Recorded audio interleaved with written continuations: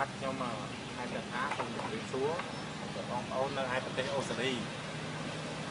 ដល់ឡែកគឺរដ្ឋវិទូរីដែលបានជួយឧបត្ថម្ភដល់កងអង្គរៈលោកធានសមត្ថីចំនួន$850សហរដ្ឋអាមេរិកខ្ញុំបានទទួលបានតាមរយៈលោកអងស៊ីផាហើយ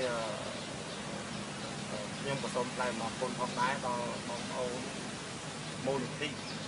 សង្គ្រោះជាតិខ្មែរដែលមានលោកអងស៊ីផានិងលោកអឹងសុងដល់ទាំងបំផុតដែលបានជួយផ្ដើមជួយឧបត្ថម្ភដល់ក្រុមអង្គរៈរបស់លោកប្រធានទាំងពីរហើយថវិកាទាំងអស់នេះខ្ញុំបានចែករំលែកឲ្យបងប្អូនម្នាក់បាន$10ហើយខ្ញុំក៏សូមថ្លែងអំណរគុណផងដែរដល់សប្បុរសជនទាំងអស់ដែលជានិច្ចការតែក៏ជួយឧបត្ថម្ភដល់ក្រុមអង្គរៈដូចខ្ញុំដែលមានការខ្វះខាតហើយគ្នាមានពេលវេលាទៅរកស៊ីចិញ្ចឹមកូនយកពេលវេលាទាំងអស់ហ្នឹងមក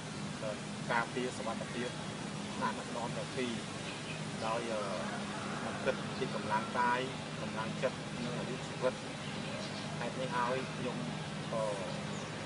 មានតែពាក្យថាអរគុណដល់បងប្អូនសូមឲ្យបងប្អូនអាណិតអាសូរដល់អ្នកដែលនៅស្នេហាជាតិនៅជួរមុខ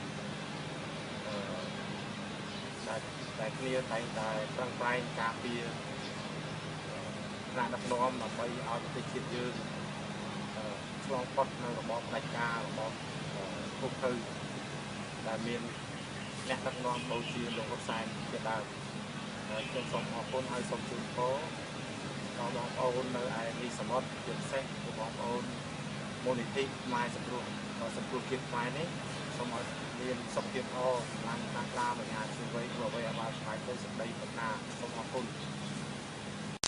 ចង់ជម្រាបដល់មេដឹកនាំរបស់គណៈបកសង្គ្រោះជាតិណា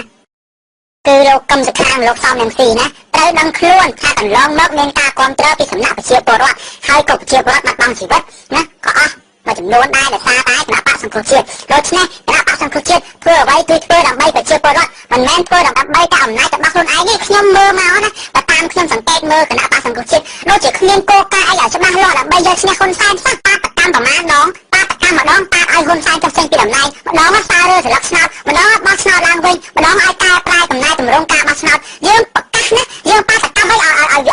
វាតាមចំណុចឲ្យវាត្រង់ឲ្យវាបានច្បាស់លាស់ទៅហើយឥឡូវទៅចូលចរចាណាចរចាស្អីទៅចរចាហើយបកាច់ធ្វើស្អីទៅកំណែតម្រង់បោះឆ្នោតស្អីបើហ៊ុនសែននិយាយថាវាមិនបោះឆ្នោតឡើងវិញទេហើយចាំដល់អាណត្តិក្រោយមកចាំអាណត្តិក្រោយណាអាលីឲ្យកម្ពុជាហ្នឹងយើងមានប្រជាពលរដ្ឋគ្រប់គ្រងហើយធ្វើអីយើងធ្វើទៅតាមប្រជាពលរដ្ឋទៅមានប្រជាពលរដ្ឋណាខ្លះដែលតម្រូវឲ្យលោកឯងទៅចរចាអត់មានទេលោកសំរងស៊ីត្រូវចាំឲ្យបានច្បាស់លោកឯងបើសិនបើធ្វើដោយគណៈបកហ៊ុនស៊ិនប៉ិតគឺសូន្យណាសម្លេងគឺសូន្យអញ្ចឹងប្រយ័ត្នតែសូន្យអញ្ចឹងលើកក្បាលមិនដូចទេហើយបានលោកឯងលោកកឹមសុខាពិតជាមានណាពិតជាមានឆន្ទៈនឹងជួយជាតិមែនណាយើងត្រូវតែធ្វើយ៉ាងណាណាឲ្យហ៊ុនសែនវាចុះពេញតំណែងរឿងមួយបោះឆ្នោតឡើងវិញជាបន្ទាន់បើលោកឯងមួយឆ្នាំក៏បាន2ឆ្នាំក៏បានយើងឲ្យវាច្បាស់លាស់ឥឡូវនេះនិយាយណាឥឡូវនេះ5ខែតអតាឲ្យកំណែតម្រង់បោះឆ្នោតហើយមួយឆ្នាំក៏ឲ្យពី5ខែហ្នឹងគឺយើងនឹងបោះឆ្នោតអញ្ចឹងបើអត់យកបោះឆ្នោតបើសិនជាហ៊ុនសែនមិនព្រមនឹងមានបាតកម្មមួយទូទាំងប្រទេសពីព្រោះប្រជាជនគេគាំទ្រទៅលោកឯងតែលោកឯងនេះដូចជាគ្មានណាដូចជាគ្មានគំនិតមួយថា